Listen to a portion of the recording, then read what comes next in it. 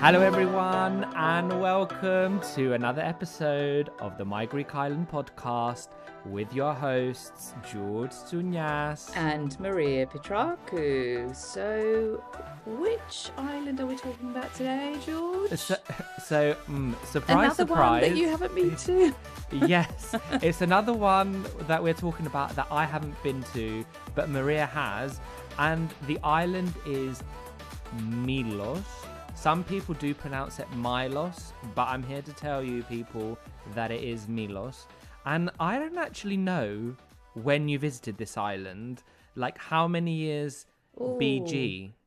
So BG before George. Yeah. Give me a second because I've actually got a list on my phone with all of the My Greek Island trips. Yeah. So let me just see quickly. Okay. Let me open my notes. Well, whilst you're looking, and before we get into this episode, obviously, if you're not following us on Instagram, Instagram or TikTok, you can press that pause button and head over to the gram or TikTok and give us a follow on that handle, which is at My Greek Island, or you can also listen to us on YouTube. Now, have you found how many years ago? It was 2018. Wow. 2018. Okay, so 2018, yeah, that was... and I will talk about it further down the trip, but I didn't include the year in the show notes, so it is 2018. But before we get into the episode, obviously George has given a bit of the housekeeping. But if you want to support the show further, please like, subscribe, drop a rating, review, share with your friends or anyone that you know that's going to like the show, because it does help us reach a wider audience and keep coming back with more content. And if you want to support the show further and have more of our eternal gratitude, then you can sign up to our Patreon, where you can access ad-free episodes, you can get bonus content, you can be part of our closed group stories on Instagram, which is quite funny, George, I think, don't you think? I mean, yeah, it is quite funny. Yeah. Yes. Other than like the fun part of, I guess, the extra stuff that you get and you know about, you also get a bit of more inside info and some very funny info. Yes, so I think without further ado, let's get into today's episode. Hello, and welcome to another episode of the My Greek Island podcast, dedicated to take you, the wanderlust, on a journey through Greece. There are 227 inhabited Greek islands. Which one will you visit next? My Greek Island, with your hosts George and Maria.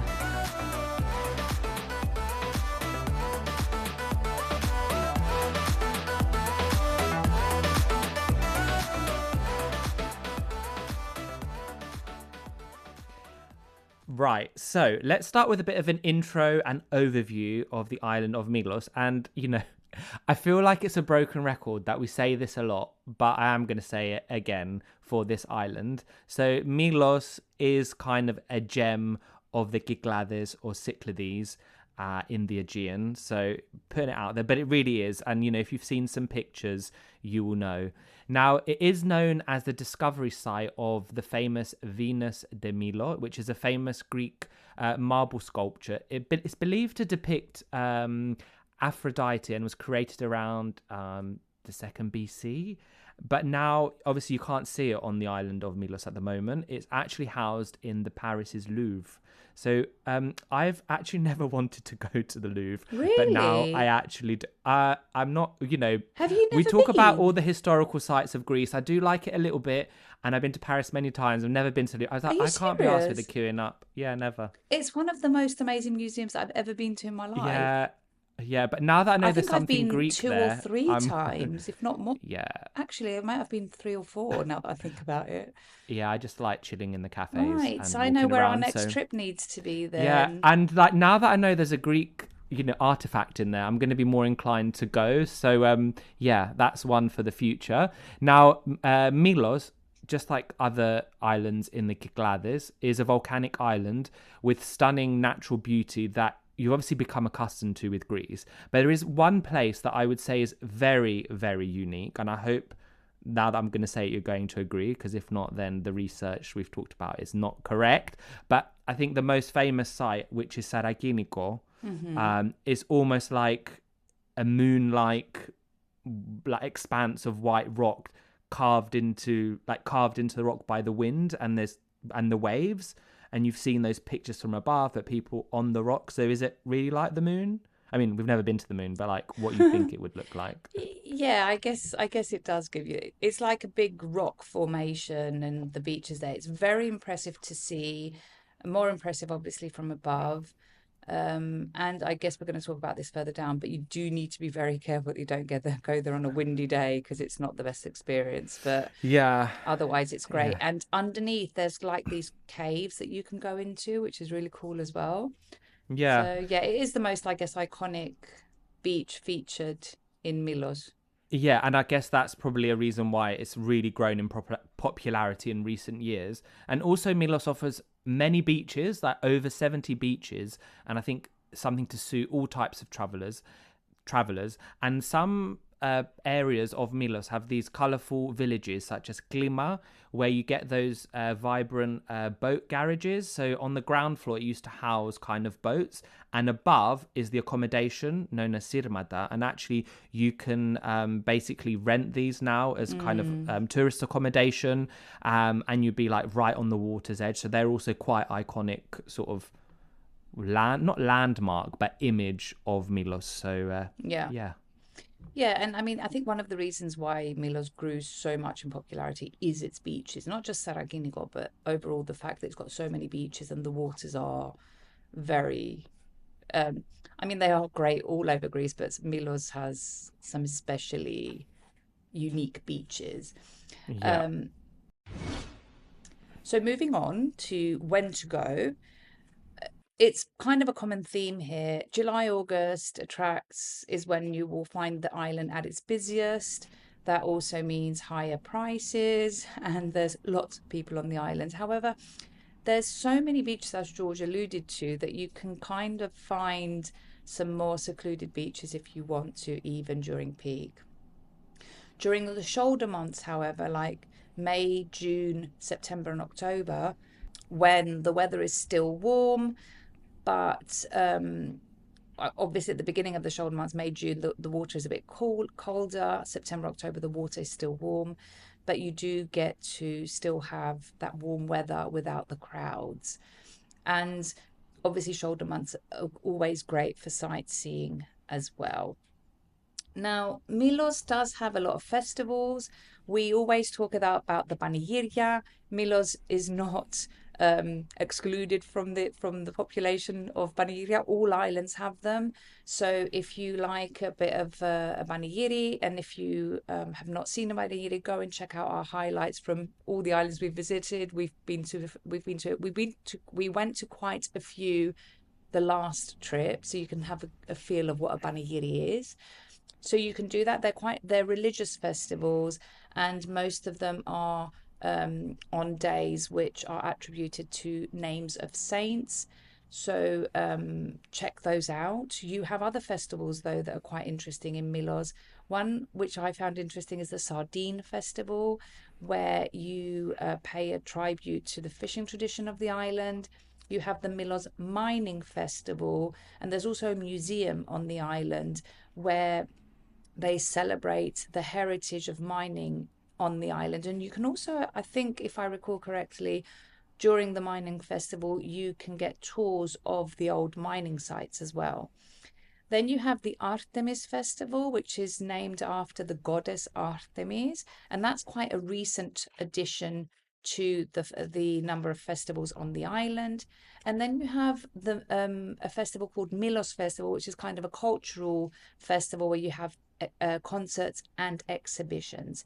Now, if you're wondering where you can find all of this info, the best is to go on, there's two websites that I would recommend. The one is the municipality of Milos, and the second is a website called Kyklades. I'll put them in the show notes. And there you can actually see the dates of when things are happening. So if you're going to visit, I would definitely check out these websites so you can see what festivals are happening during the days that you're going to be there, and definitely go check them out because they're so fun, they're very unique, and they're very local to the destination. Yeah, do check out those panegyria people. So, let's move on to how we're getting to Milos. So like many of the islands, well, not many, some, it has a domestic airport. It doesn't have an international airport, and which means it offers easy access to Athens with more frequent flights, obviously during the tourist period. There is also the option of taking the ferry from Athens. The duration can vary, so anything from 2.5 to 7.5 hours, and that will really depend on the ferry that you choose. Now, if you wish to fly to a nearby island that has an international airport, this could be either Mykonos or Santorini. But I think with this, we would recommend you check out the ferry schedules with your flight to combine that and to make sure kind of flight times and ferry schedules aligned. But also, this is a really good option if you want to do a combination, because we love a combination on this podcast. So, and also if you want to skip or miss staying in Athens. And alternatively, if this is something you are looking to do and you're like, where do I start? Don't forget the My Greek Island consultation service, where Maria can do some of the heavy lifting for you in the process. And you get to speak to her, obviously. So, yeah. Okay, moving on. How long and which combination? So I think that the minimum amount of days that you should spend in Milos, as George said, there are 70 beaches. So the minimum number of days should be about 4 days. Now, it's funny though, when you said 70 beaches, and I was thinking like, how much time do you need? I do recall that when I visited, I think I went for 4 or 5 days. And in one day, I think I did 5 beaches. But you can't, they were close by, but you're not going to be doing 5 to 6 beaches a day. So you should give yourself time to be able to see them. And they're all quite different between them, actually. Yeah. To be fair, correction. The times that we wake up in the morning, we could, if we spent like half an hour on each beach, you probably could get around 5 beaches. But that would not be a relaxing holiday. No, it wouldn't. It wouldn't. But if we were to look at potential options of combinations, so when I visited in 2018, which we've discovered in the intro, my itinerary was I started in Athens, I took a boat to Milos, then from Milos I went to Gimolos.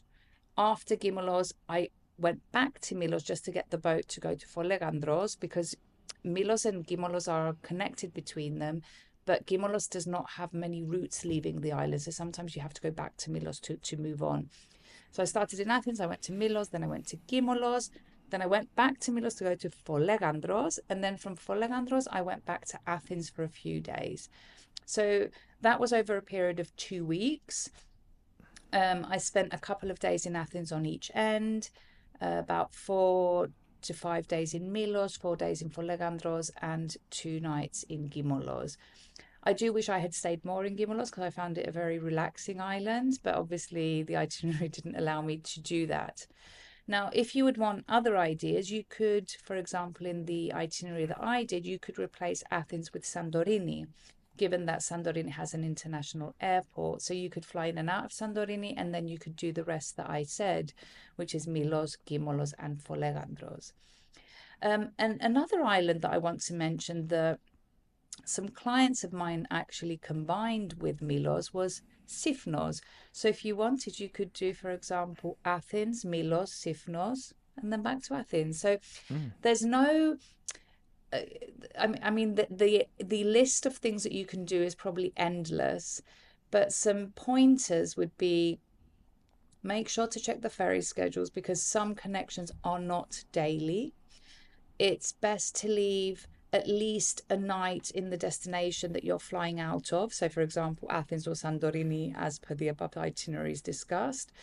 That's because you don't want any surprises when you've got a flight to catch.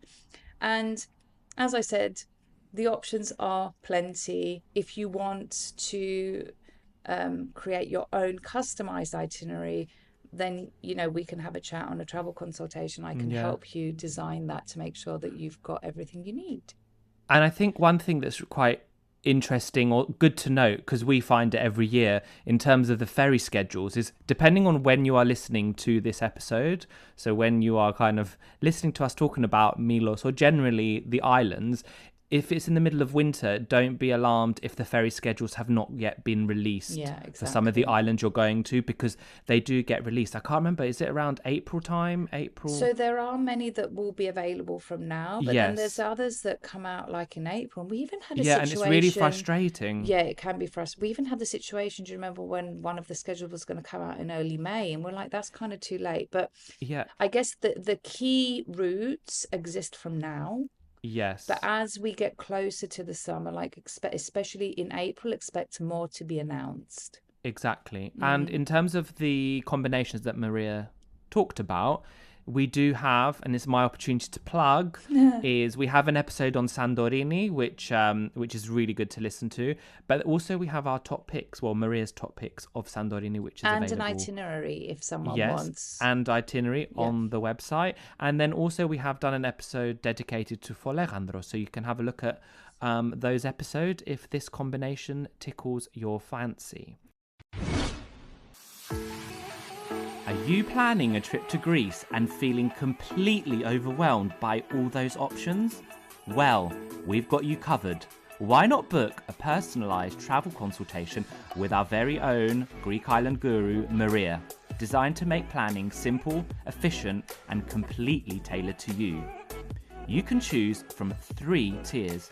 Whether you just want, to pick her brains, need a high-level plan to build your very own trip, or want a fully customised travel itinerary, there's an option to suit your style and budget. And in true Maria style, she has thought of everything, so you can also add follow-up support by email, or even book a second call if you need help finalising those finer details for your trip to Greece.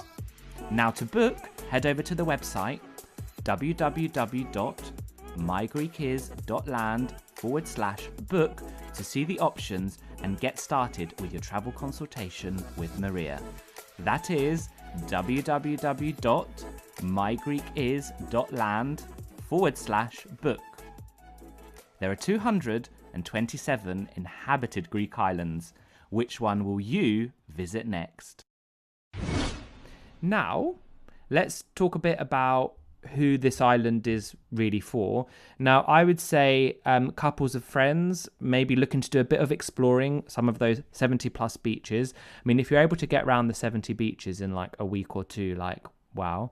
But if you also want to do some kind of hiking or taking a boat trip or two, so we're going to talk about that shortly.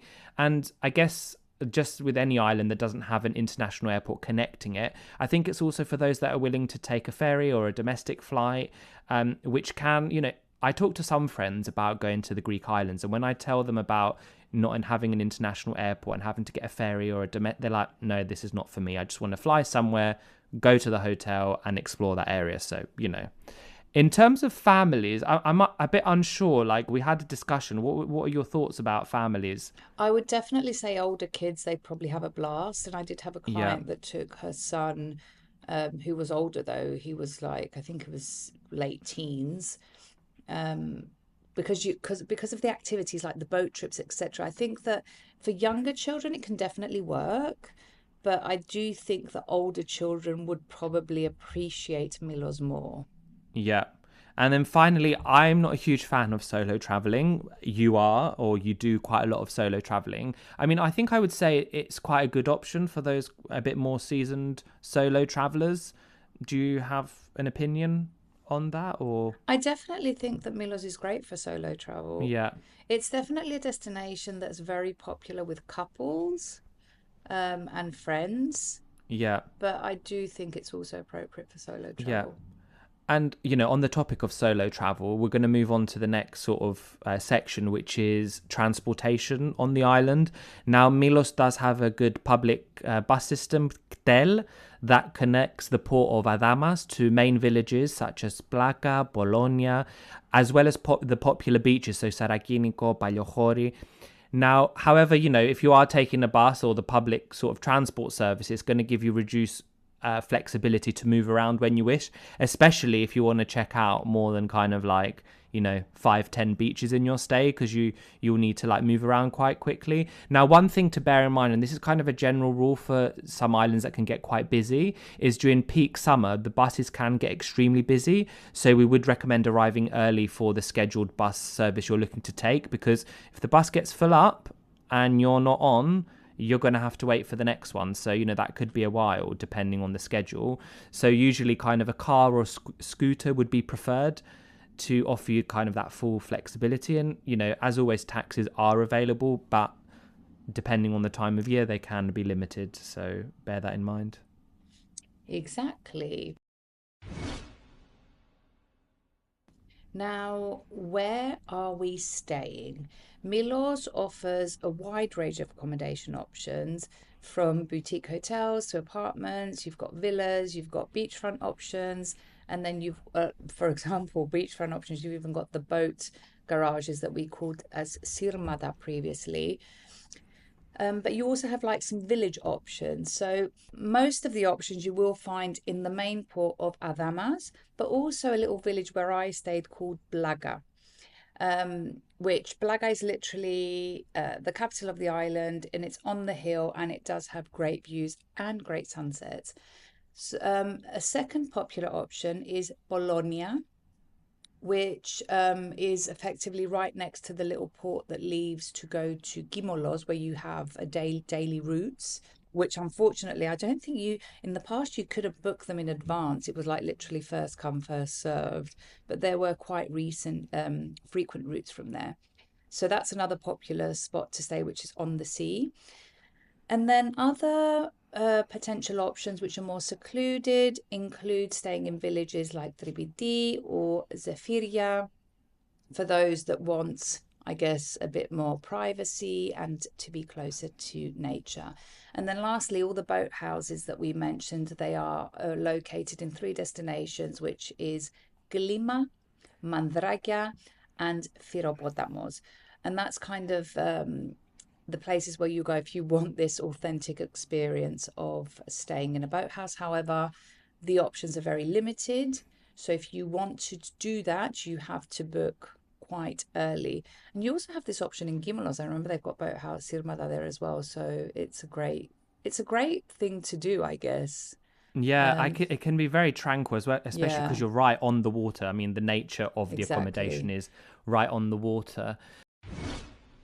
So let's talk about what we're going to be doing on the island. Now, whoever you are, and I say that I think it's a general rule for most islands, to be fair, or when you are traveling, is take trainers and trainers/sneakers when you're going to beaches that might require you to be climbing down or walking a little bit. I think flip-flops can be quite dangerous to be wearing when you're walking down certain beaches. So if you can't remember how many beaches there were, then you weren't paying attention, or you've just skipped to this beat. So there's 70 plus beaches, lots to explore. So first things first, we mentioned it in the intro, Sarakiniko, which is the most famous and probably the most pictured beach of Milos, of probably one of the most pictured beaches in Greece, I would put my money on. Now, the entire place, as we said, is formed of volcanic rocks. Something just hit me. And obviously this beach is not organised. No, it can't be organised. It can't, because you're on the rock. So obviously no shade as well. Yeah, it's also the beach where you see people jumping off like the cliff into the sea.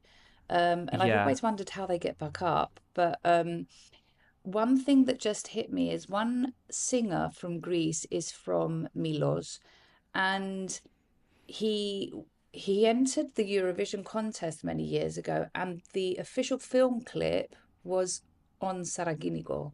Oh, wow. For that song. Do you remember which one I'm talking about? No, I don't. Okay, interesting. So the famous singer Yorgos Alkeos is from Milos, and the song is called Opa. And I'm pretty sure it was filmed on Sarakiniko. My mum loves that word. To be corrected. Opa. She does, doesn't she? Anyway, I'll leave it in the show notes in case anyone wants to see it. I'll definitely check though first if it is filmed in Folegandros. I'm pretty sure it is, but yeah. Yeah, and also if you are planning to jump off any rocks, just, be careful and make sure, others are doing it and it's in a good area. So other beaches, so you've got Baleochori, which is partly organized. This one's also sandy, so it is very popular. Papafragas beach / cave, so it's water surrounded by huge rocks. It's very small. And one thing to note here, I think you mentioned, is that if it's windy, the waves doesn't really make it possible to safely swim there. So, we can get some winds at certain times of the year. Then we've got Tsigrado Beach. Now, this one has me written all over it because it includes essentially climbing down 2 ladders. And I think there's a rope that you go down with it or something. So you can expand because in our kind of episode briefing, you talked about it. I was like, this has me all over it. And I said, you have to be slightly adventurous or be with me so I can kind of, coax you along and go quite early as it can get. I've done it. It wasn't that hard. And funny story, there were 2 girls at the top that were really scared to go down and I took them with me. So there you go. I was more scared of the rope, to be honest, when I was going down. I mean, the last stretch, it is a ladder. It is quite a steep ladder, but I mean, I did it. So I think most people can do it. I do want to mention though that at the bottom of the beach, there's a small cave in the corner which you can go into, and the lighting is perfect for pictures. Just FYI. Oh, there you go. Well, was this before My Greek Island? What do you mean? I mean, before your My Greek Island Instagram account, like when you went probably. There. But we need to get the archives, right? Get the archives out to accompany this to prove it. I think the picture is potentially posted it's in on the My archives. Greek Island, but I'll try and find it. Okay, fine. Let's see if we can. If you're listening to this, go to the My Greek Island Instagram account and see if it's been posted alongside the episode. And if not, DM My Greek Island. Maria will pick it up and try and find it. Thanks. Committing you to more work. Anyway, so I'm going to now mention the other 70 beaches. So other beaches. No, I'm joking. So other beaches include Agia Kyriaki, Agathia Beach, Plathiena Beach, Amudaraki Beach. So there's just so many to go, to go through. We've given you some of like the big ones or the ones to look out for. Otherwise, we'll be here all day. Now, in terms of activities, I've said about visiting the villages. So, Klima and other fishing villages. Now, one thing that I would say you should not miss doing when you're there is kind of a boat / sailing trip. So you've got a tour of Kleftiko and the sea caves. So Kleftiko Caves / beach is on the southwestern tip and can only be reached by excursions on boat. So you can't go there on the island yourself. And also here it's really, really great for snorkeling. And you also have the option on some trips to go to the uninhabited island of Poliegos, which has a blue bay. Again, this is on a boat trip. And you can do it. You can do it on an organized tour. You can do it on with a private boat, which is you could be skippered, or you could take it out yourself if you know how to. But definitely the boat trip should not be missed. Yes, and also they have geological tours, visiting some of the volcanic parts of the region. So they're kind of private tours that take you on kind of a voyage of discovery, as we like to say. There is also sea kayaking, which we say often we should do, but I think next year when we're going somewhere, I think they have kayaks and we should commit to doing that. Now, in terms of key landmarks, you can visit the ancient theatre, the catacombs, and more. Now, the island's capital of Blaga is built on the hill, and it offers panoramic views, stunning, and I guess epic at sunset. Now, Blaga has kind of narrow alleyways, boutique shops, restaurants, bars, and also Blaga has the Archaeological Museum of Milos, where you can find the replica of the Venus of Milo. Now, when you were in Blaga, anything you want to say about Blaga? There's you've also got the Venetian castle. Yes. At the top, which I didn't have a drone in 2018, so that's definitely would be a droning spot for me, especially given that it's got epic views and the sunset. Yes. So that would definitely be my droning spot. So don't miss that as well. Don't miss. I mean, and then finally, in terms of nearby islands, we said about Gimolos, Maria's mentioned, it's a really good option for a day trip or staying on there a bit longer because it's less than 1 hour and it's, you've got from Bologna to Psathi, there's those ferry schedules along there. So that's probably the nearest island for a day trip. Moving on, let's move on and talk about the local produce.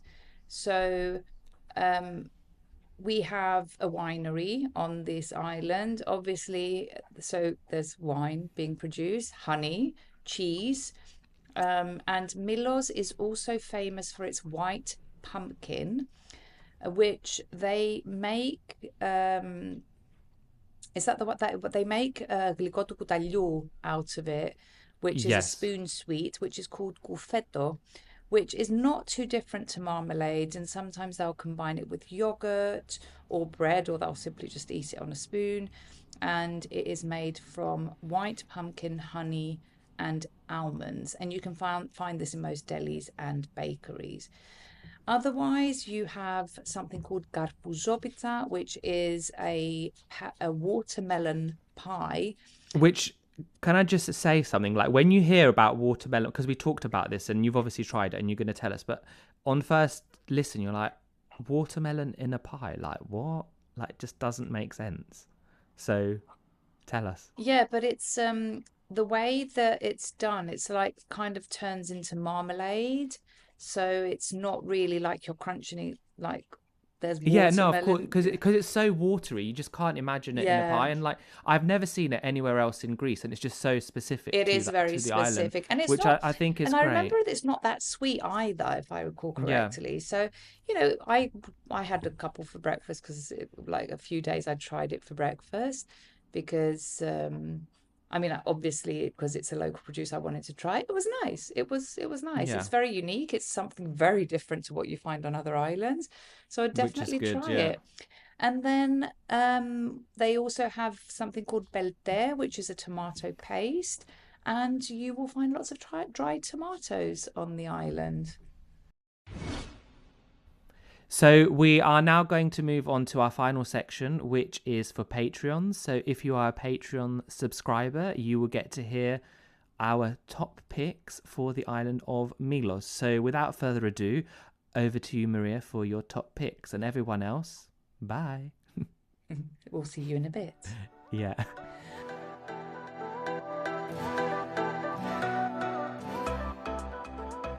Yes, so, well, I think this comes to the end of this episode and about Milos, not Milos.